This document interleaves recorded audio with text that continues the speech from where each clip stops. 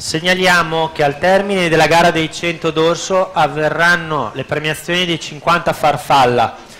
Per le esordienti A femmine saranno premiate De Felice Emma, Castellana Anna, Obkene Giamila.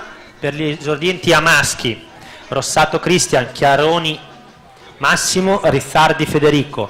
Per la categoria ragazzi femmine Nicora Vittoria, Mascotto Beatrice, Marcacci Vittoria.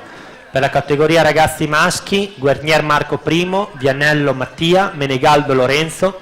Per la categoria assoluti femmine saranno premiate Menegaldo Lucia, La Quintana Sonia, Magoga Viola. E per la categoria assoluti maschi Bonvicini Alessandro, Formenton Davide ed Edgar Presco. Chiediamo agli atleti appena citati di presentarsi in zona podio al termine dei 100 d'orso. Per la serie numero 5 dei 100 d'orso esordienti a maschi, in corsia 4 Pontello Marco, rappresentativa Idros, in corsia 5 Eliso Francesco, Wisp Nuoto Cordenos, sempre per la Wisp Nuoto Cordenos, in corsia 6 Sitte Emanuele, assente in corsia 3 Rigon Ettore.